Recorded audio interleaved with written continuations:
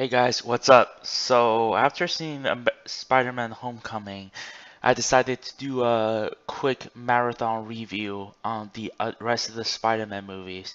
It won't be in detail, but it will still be uncut, uncensored, and I'll do it podcast style. But given the amount of time, if I do every single one of them in so much detail as in Spider-Man Homecoming, I will be here all day long. And there are other reviews that I really want to do. So let's just get it started. First movie was the Spider-Man. This is one of the first movie I've seen as a kid. I went to see it with my mom. She loved it, even though she hated the sci-fi superhero movie genre. And it left a big impact on me because it has so many emotional values. The plot is very standard, but it set out what superheroes should be like in the future. The actings were amazing from Tobey Maguire, Kristen Dunst, James Franco, Willem Dafoe. Everyone is an A plus. Some people say Tobey Maguire's acting it doesn't fit with that of a teenager, but I didn't really care about it that much because he was so believable. He was very realistic, and growing up, I can relate myself to him in certain ways. Kristen does. People complain that she's a Denzel, but she actually contributes a lot to the plot. I mean, there's nothing else she can do because because the fact she is very because she doesn't have any superpowers, and so I honestly don't know what she could really contribute to help. She's not even that smart. She's a singer, so it's not like she knows any science and shit. Um, but she is always there for Peter, even though when they are having on and off relationship, she always comes to their family dinner, and she is acting like a part of family. Same with James Franco, Harry Osborn. He's a good friend, and he's good friends with Peter, and the chemistry between the cast is really shown. Willem Dafoe, Willem Dafoe is a father that Peter Parker never had. But it's created some tension between him and James Franco, Harry Osborn. And I feel like this is a very I really like this drama because it's not like something does anybody stupid. It's because character expectation. You understand what character, the things every character does. Some scenes may come up cheesy, but remember, this is a comic book in their early days, and it's cheesy in the right way because it makes the movie fun to watch. It's not all dark and gritty, and I really liked it. And also the special effect, the CGI still holds up today. And most importantly, because there's a lot of in-camera tricks, and they use some real-life stuntsmen. Music by Danny Elfman, what can I say? This guy nailed it. And that is still the Spider-Man theme that's played on most movie reviews when people talk about Spider-Man. It's becoming iconic. Not as iconic as the 60s TV show, but iconic in that. But I believe, yeah, when you hear it, you definitely know it's Spider-Man. So I'm gonna give this movie a 9 out of 10 because this movie does hold up for a very long time. And like I said, I don't usually give a movie a 9. I would never give a movie a 10 because I believe movie always have rooms to improve. So a 9 out of 10 will be so yeah, 9 out of 10 since I've been watching this movie for like over 10 years. And it, during these, if it can hold up for that long, it deserves a spot. Okay, so now we talk about Spider-Man 2. This is an even better movie because, excuse me, because it does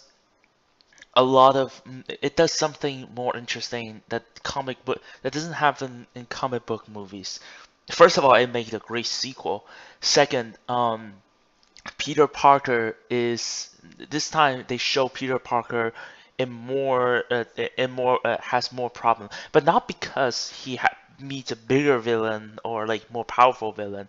In fact, there were parts of the movie that are not focusing on him versus the villain who is Doc Ock, who is a really good actor. Hold on, what's his name? Let me check. Um, his name is very hard to pronounce. Um, Sorry about that. Um, oh yeah, Alfred Goff. Is that his? No, no, that's not him. Alfred Mol Molina. Alfred Molina. Yeah, he was in a lot of movies.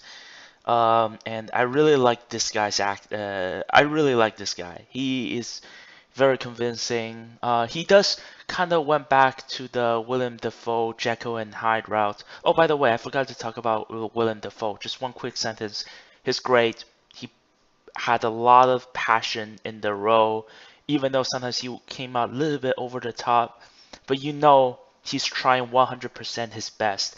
In fact, rumors had it William Dafoe petitioned so badly for the role that Sam Raimi wasn't about to cast him, but then he changed his mind, and then he changed his mind, and then he does most of his stunts work, 90% of it, which is very surprising to me considering he's not a very young guy at this stage. He's like in his 40s or something, but still, like he's not in his prime, but he still does all these stunts work and act a super movie. Keep in mind, back in the day, super movie was not very well received was the likes of Batman and Robin. So what he does was amazing. Well, that's out of the way. Enough about Spider-Man. Spider-Man 2, Doc Ock, it's amazing. He shared a lot of similarity to Willem Dafoe, but less exaggerated, more believable. And then like at the beginning of the film, he lost his wife, and there's also if Norman Osborn and Peter Parker's relationship is like father and son, Doc Ock and Peter Parker's relationship was mentor and students, and it's really inspiring actually. In the beginning of the film, he actually inspired Peter to go for his love, and then at the end of the film, Peter returned the favor by helping him to redeem himself. And I really like that relationship.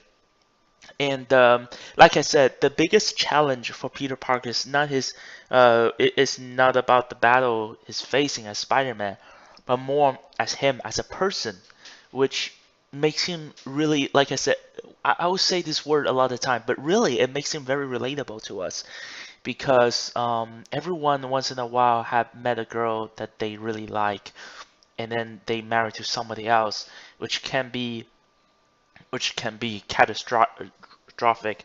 People may say like, yeah, well, Peter overact a little bit, but honestly though, if you have been in this situation, you would understand. If you had someone you really had a crush on, and then never, you don't feel like if she never felt love you back, or she moved on to something else, that can be really tough to take.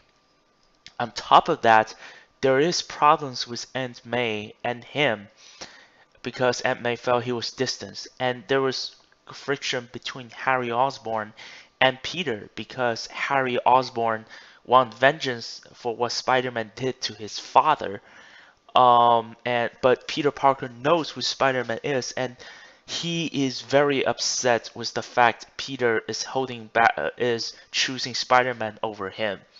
And I can understand that because Harry went through a lot of stuff. First of all, while his dad is alive, it's not his dad's favorite. Second, he lost the only relative he has. Now he's an orphan, just like Peter. So I could understand the thing he went through. I understand his motivation. And once again, James Franco is a very underrated actor. His performance in this movie is very, very good. It showed later in the years, movies like Rise of Planet of the Apes, 132 hours, maybe 123. I don't remember the name, but yeah, that's the point. And also, well, even when he's in comedy, he's also showing like he can be a really funny comedian. So this guy is really, really good. I really buy into this guy. Um, and then what? And then and then on top of that, yeah, he's losing his power. And the way they played it, the way they played that aspect was funny, but on the other hand, a little bit, somewhat emotional because he seriously questioned himself, and he got to the lowest of low points, which everyone once in a while in their life have. And then at that moment, you see Uncle Ben's voice, and whenever I saw the scene, it's get me really emotional, and it made me cry every time because that was keeps him drive. And then, but the genius part about that scene was he didn't just say like, yes, I'm Spider-Man. At first he rejected his help. It's like, I'm not Spider-Man anymore. But then like later on, this spirit is what keeps him through. And when he finally come back as Spider-Man, and then the final part was Mary Jane, that feels very satisfying and very emotionally powerful. Oh yeah, speaking of which, the train fight, everyone knows at this stage Spider-Man can stop a train, but it was really riveting. And the way Sam Raimi did his editing, this movie reminds me more of Evil Dead 2 than Spider-Man 1. It was great. I really like it. It's very exciting. I think I talked this movie for, yeah, I think I talked about it for way too long. Anyways, to wrap it up, I really like Spider-Man 2, one of my most favorite superhero movie of all time. And I'm gonna give this movie a 9.5 out of 10. I think it's a step up. So yeah, it's good. Okay, so now we're on to Spider-Man 3. Ooh, now, over the years, a lot of people hated that movie. So I do not need to repeat like what exactly I hate about it because everyone at this stage know it. But just a quick story. I seen this movie again in cinema. I was in China back then. It was showing 2 days before American screening. It was one of the first movies like Hollywood realized what potential Chinese box office is. And nowadays, like they are trying really, really hard to get their movie into China because, well, China gives them money. Transformers, $150 million? Really, China? Anyways, I came into the movie with huge anticipation. I was really excited.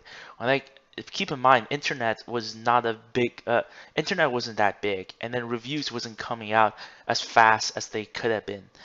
And when I came out of the cinema, I was massively disappointed. And I felt like I was watching a high budget B movie. And over the years, I had thought about this movie, and it gets a little bit better. Yeah, there is a lot of too many subplots, too many villains. And then there was the part where Spider-Man becomes emo, and then like Harry Osborn lost his memory and stuff. I don't need to beat a dead horse twice. So this movie has a ton of problems, and it felt boring, especially towards the middle, and Peter Parker just become like a jerk. Um, but there were a few scenes that I actually liked. The Sandman. Once again, the special effect for all these Spider-Man movies held up so well over the years, which is surprising, especially the part with Sandman. It was actually very sad to see him becoming Sandman, and the details on the little sand forming into a giant man was actually really, really heartbreaking. And I felt like I was getting emotional for that for that couple seconds. That shows how good the special effect is. Um, I also like the fact Harry Osborn, James Franco is definitely one of the highlights of the film. He's very well acted, and surprisingly, Kristen Dunst was really good too. Um, Tobey Maguire is a different story. And I really enjoy how the movie ends with him reconciling with Harry, and then Sandman reconciling with Spider-Man, and Spider-Man forgives him. Now that I think about it, it's actually a nice twist for a superhero movie. So that's all I can say about Spider-Man 3. Because everyone has said more than enough. It received too many hates over the years. People say it's worst superhero movie ever. Nowhere near. Nowhere near. So I'm gonna give Spider-Man 3 a 7 out of 10. My apologies. Something went wrong with my recording, so you may hear a sudden pause. I did not intend to pause it, so sorry about that. So like I said, yeah, 7 out of 10. That's what I'm gonna give this movie. Entertaining, not the greatest, but I can forgive. Okay, so now we're dealing into Spider-Man, the Amazing Spider-Man. Um, and what do I think of it? I didn't like it. Yeah, I didn't like it. Once The Amazing Spider-Man 2 came out, I was surprised I didn't go see it because that was the phase where almost every single big budget movie shown up, I went to see, and I didn't know why I didn't see it. So and then I remember The Amazing Spider-Man and was like, oh, and when I saw The Amazing Spider-Man again a couple of days ago, actually, yes, last night, and I remembered, oh, huh, no wonder I didn't see it. This is the year when Guardians of the Galaxy, Winter Soldier, Lego, The Hobbit, even I saw Transformers, Days of Future Past, Godzilla, even I saw that movie, even I saw TMNT, How to Train Your Dragon 2. Oh my god, I've seen so many movies in 2014. I didn't know why I missed that, and considering let alone it's a Spider-Man movie. Um, well, now that I watch it again, remembered why. Not good reason. My mom also seen the movie, and she said it was boring. um, so what's the problem? Well, the problem is the plot is basically a rehash of the first Spider-Man movie. Yeah, it is. But like, I know there were fans of the Amazing Spider-Man. They were like, "Oh, the Amazing Spider-Man was such an awesome movie." Uh, Not really. No. It is a rehash. Like with the Uncle Ben, they retold the part with Uncle Ben, and then there's the bullies and stuff, how he becomes Spider-Man. And you may argue, well, this is a reboot, so they gotta tell the original story. But well, have you seen Batman Begins? How well that reboot goes? I have a feeling like the Amazing Spider-Man is going for a route of uh, Batman Begins because it is more darker, and they were trying to deal with some. They put his parents in there, which in my opinion was totally unnecessary because at the end of that movie, we don't know, and there's nothing resolved about his parents other than the fact Peter Parker got upset with Uncle Ben saying like, "Where were you when my parents are gone?" Which I don't know. I didn't like that scene. I feel like Peter Parker was kind of being a dick, because both Uncle Ben and Aunt May was really caring about him, and the way he talked to them is just, I don't know. And then yeah, that part was never resolved. It was kind of resolved in Spider-Man 2, but really rushed, and frankly, I don't give a shit about that part.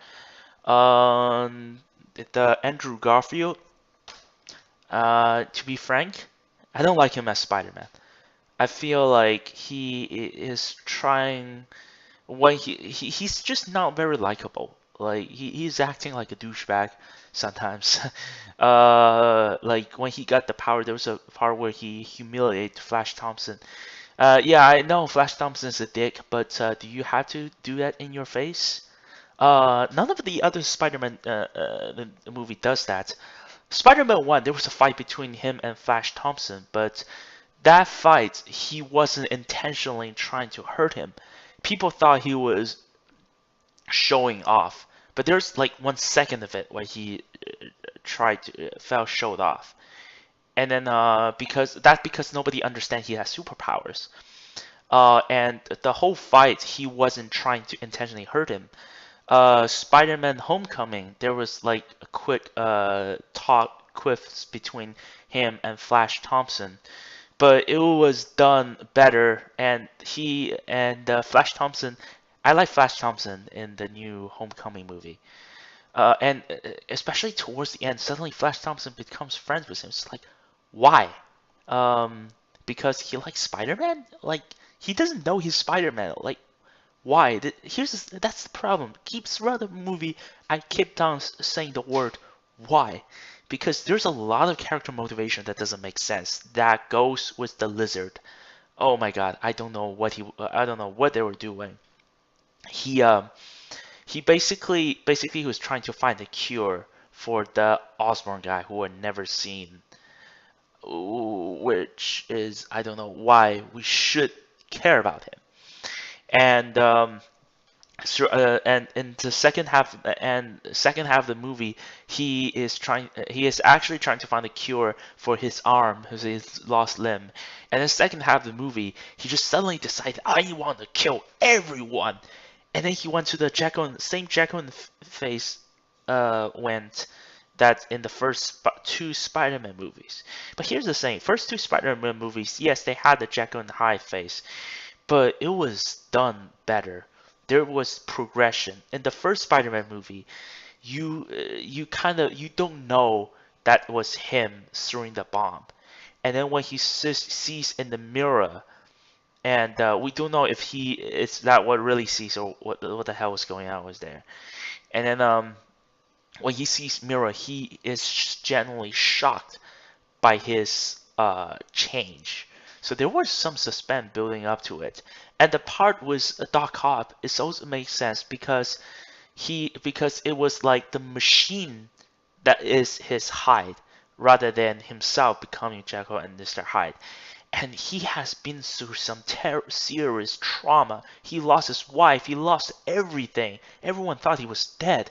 So it was understandable that he becomes insane. Here, I don't know why. Yes, he lost his arm, but it was a long time ago, and I just don't understand. And he decided to kill everyone? Like, that was just a little bit too much. It was just out of nowhere and feels too sudden. Yes, Green Goblin decided to kill people, but it's because the board took his technology away from him. He too, like Doc Ock, has lost everything. Him, he just I don't know, like I don't know what they were thinking. Like they thought like we don't look into to it too much, but and also there was the part where he lies all his evidence around. Why? CGI special effects in the movie, I didn't like it. When they were in the sewers fighting, swimming in the sewers, um, the special effect looks terrible. It looks like a PS3 or it's a PS4 game, but you are making a Hollywood big budget movie, so your special effects shouldn't look like a PS4 game. It at least should like a Transformers movie. Because say what you like about Transformers movie, that movie has a really good special effects. You can't deny that. Or like Planet of the Apes or Homecoming. Yeah, Homecoming has really good CGI. Like the best kind of CGI is where you can't really is where the reality and CGI blurs. And the scene where Spider-Man fights with Lizard and then he sprays his web all over him, he crawls around him.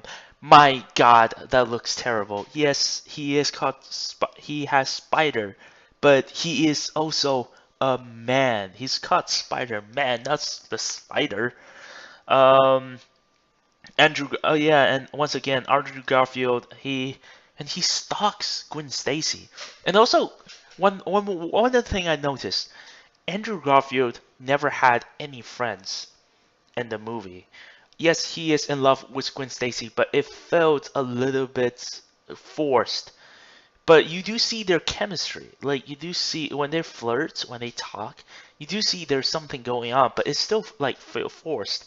What I meant to that is I know that in real life Emma Stone is dating Andrew Garfield, so there's definitely something going on with them. And when they talk, they do talk like a couple. It's not as bad as like Star Wars 1, Star Wars Episode 2, but it just feels like in terms of like filmmaking, in terms of like the movie, you just don't see why they are getting together, why they have attraction for one another. One of the main reasons is that like Peter is just not a very likable person in this movie. Like he bullies people, he looks really high all the time, and then he just doesn't he doesn't look so lively. He just went back in his room, become a nerd. Well, that's kind of jokes on me because I'm a kind of a nerd too. But he doesn't have any good, interesting personality that makes him unique. Let's look at the other two Spider-Man. Tobey Maguire may look old, but he is very kind-hearted. He's shy, but there's a likability when you see him, and he helps out with people. He's the kind of person that you want to tell your secrets to, and he will be there for you. He's that kind of guy. Tom Holland is like high school kids. He has a really good heart, and he's very smart, very quiffy, and he's basically like Leonardo, not Leonardo, Michelangelo. Yes, yeah, that's the best description I have for Tom Holland. It's basically Mikey from Teammate TMNT. But here he's just so unwarranted, and the whole thing going on with Spider-Man, it's just so weird. Like there was a cop, Gwen Stacy's dad, trying to hurt him, but everyone else. There was a one scene where everyone lined up a crate for Spider-Man to jump on, and then like there was news reports saying like Spidey is our new hero. I felt like okay, that was a little bit over the top. That happens in the first two Spider-Man movie, but it has a gradual progression. It happens in second movie or even third movie, which isn't that good to begin with. But here they went a little bit too over the top. I didn't like the way they did it. And don't let me talk about the ending. Uh, when Gwen Stacy's dad asked him to not go near his daughter because he was trying to protect him. I heard in the comics his wish was for Peter to protect Gwen. I don't know what they did there. I understand why he said that. But then like Peter just creeps onto her and say like, "Don't make the best kind of promise is you can't keep." I was like, "What?" Like dude, her dad just died, and that's very disrespectful for a dead man. I mean, like, and if Gwen Stacy doesn't know what Peter Parker promised, that's a different story. But I have a feeling Gwen Stacy already knows. So that's just wrong on so many levels. And that's the thing. It was the Amazing Spider movie. There were so many things went wrong, and also this is a very boring movie. They Most of it is just about him trying to find his parents, which doesn't amount to anything by the end of the movie. So I don't know why they did there. At the end of the movie, they went completely different direction. The first action doesn't come until an hour mark. With that said, is it a horrible movie? No, it's not a bad movie. I didn't like it. Okay, enjoy. I think Spider-Man. I like Spider-Man 3 way better because Spider-Man 3 has better motivation.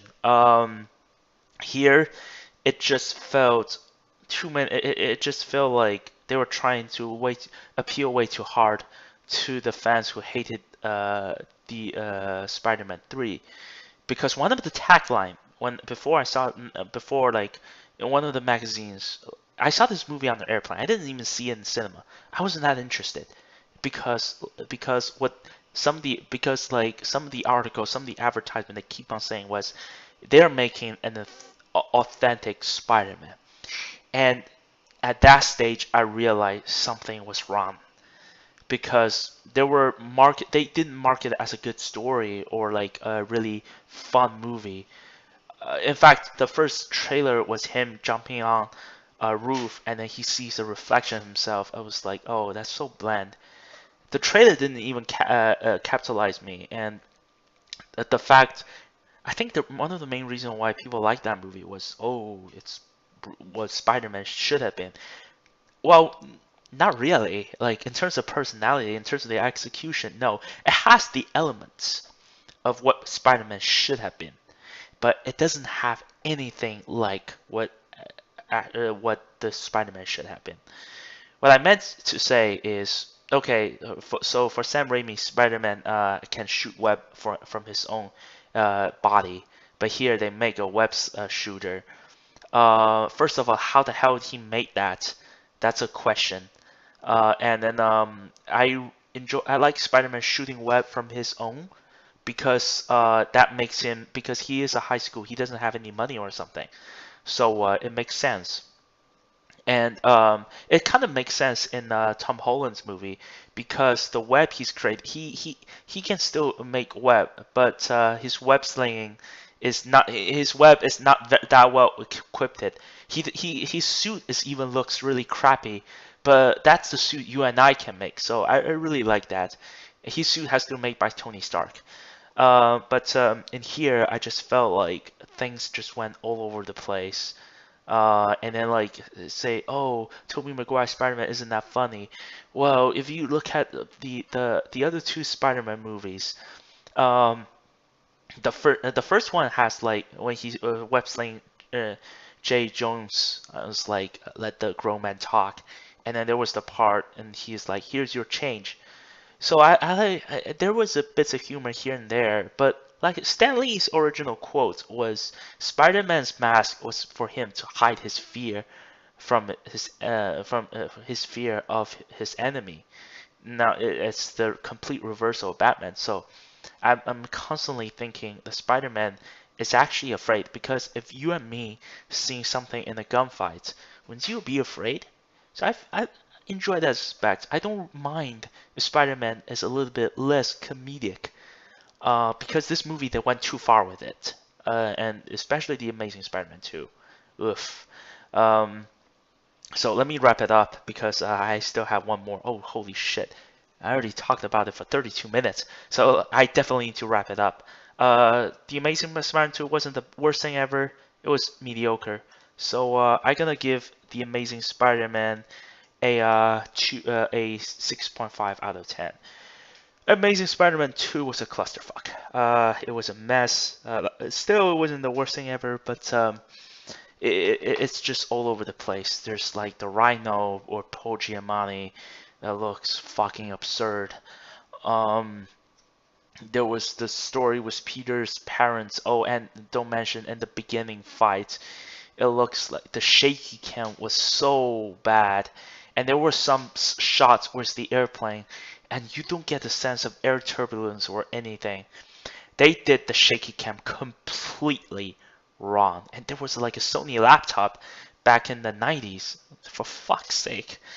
Sony product placement. Oh, and Electro was one of the most absurd things. It reminds me of Riddler or anything from Batman Robin. I'm not even kidding. It was so over the top, but not in the right way. He's like a really creepy obsession with Spider-Man. For fuck's sake, he's like a grown man. I don't know why. It just doesn't fit. Like, okay, if you're a kid who's that obsessed with Spider-Man, it's okay. But you're a fucking grown man, and he bit by electric eel, and all he wants is to get attention from people. Ah, God, I don't know what they were thinking with that. Um, and the music of this movie. Oh God, when he's showing up, they just turn into a dubstep concert. It's not even good dubstep. Like Skrillex. Okay, dubstep got a lot of eyebrows from people. Some people really hate dubstep. I like dubstep as personal. There were some really good songs. Skrillex does really good remix, but when Hans Zimmer does dubstep, that was not good. And then even the music's like, no one cares. No one cares. They shot me. They hate me. At first, I was thinking like, where does this voice came from? And then I realized it was in the soundtrack. It's like, wow, that's fucking absurd. Um, and Harry Osborn again, like he's played by a different actor. I feel like he was the only good part in this movie. Honestly, I'm not even kidding. I really liked him in this movie. He has the best character motivation out of anyone. I really hate to say this, but yes, he does. He does have good motivation. He's played by Dane DeHaan. I really like this actor. I think he has a lot of potential. Um, he was in The Cure for Wellness and Valerian City of Thousand Planets. So I'm looking forward to his movies. And I really like. What else I really? Speaking of music, my God, there's like at least 1 hour of this movie just turned into a music video. Do you know what I mean by that? Sometimes you have a back, especially in romance movies, sometimes they just slap a pop song all over it, and then it just sounded very, very bad. It just doesn't fit with the tone of the rest of the movie. It just like for the sake of having a mood. There were movies that utilize music way better. Guardians of the Galaxy, when Peter Quill was dancing to "Come Get Your Love," that was awesome. Every beat synchronized with every single action he was using. Throughout the movie, every music they used synchronized with the mood and tone of what's going on, the action and everything. Guardians of the Galaxy 2, when Groot's listening to Mr. Blue Sky, Kingsman, when the music in Kingsman and in the church fight was awesome. Baby Driver, my God, that was great. They utilized music to such an extent. Especially in the opening credit, when the beep, every single drum synchronized with what's going on in the music, and the lyrics reflects the tone. And they didn't play the whole song. They played it like a section of it. They know when to stop. All these movies has a lot of music, yes, but they know what they're doing with this music. These two Spider-Man movies doesn't know. It just turned into a fucking music video, and a badly made one. And not to mention, there's a lot of Dutch angle. I don't know if you guys pay attention to that, but I found it to be very irritating. And the CGI, oh lord, when Spider-Man fight Electro for the first time, I genuinely thought I was watching an Infamous game. Not even kidding. I thought it looks like a fucking Infamous game. Is it like Infamous? Yeah, that was the game. Yeah. Um, and I'll give you this. Andrew Garfield is better in this movie, but his character just becomes a fucking stalker. People say like I had a talk with my friend. I won't tell you who. He said, well, that's what people does when they're in love. Well, if that involves stalking people when they're breaking up, then I don't know what that love is. But then again, couldn't blame it. It seems to be like a trend in nowadays. Like movies like Twilight or 50 Shades of Grey got really popular. They have similar romance.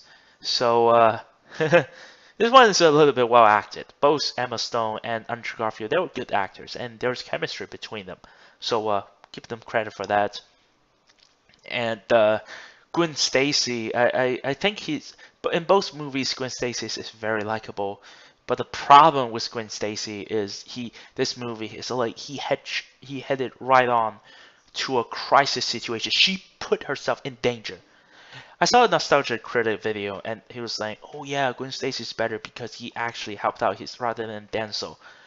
No, no, because Mary J. Like I said, Mary J doesn't have any superpower. She can sing.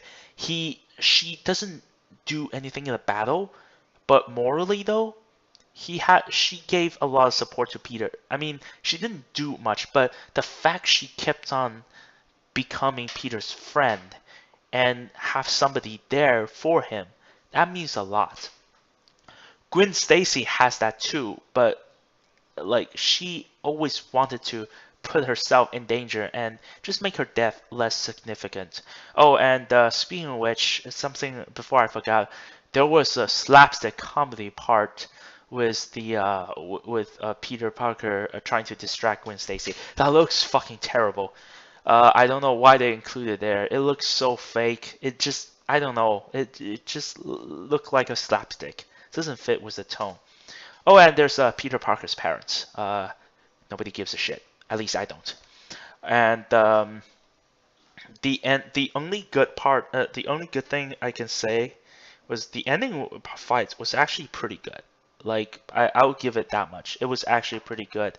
The part where Gwen Stacy died, if you watch that scene alone, it can get you really emotional. But if you watch the rest of the movie and see that scene, I don't know. I don't get the feel because I just felt like this part is I just felt it's kind of unwarranted because Gwen Stacy is putting herself in danger voluntarily.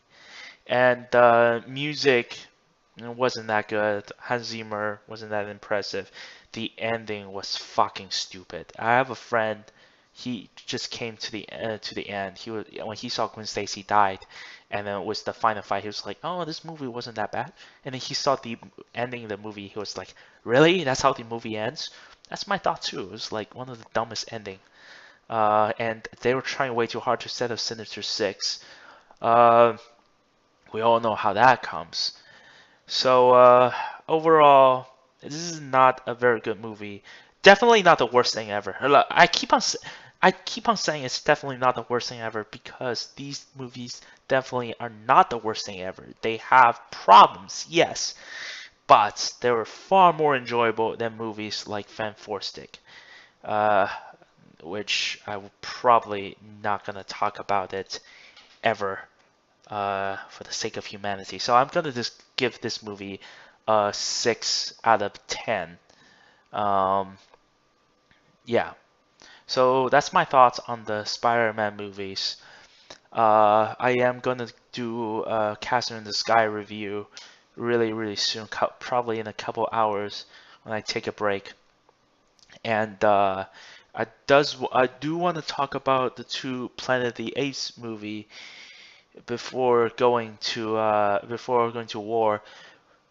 I'm not sure if should do a marathon review or just the two movies. I also want to do a Star Trek marathon, but we'll see about that.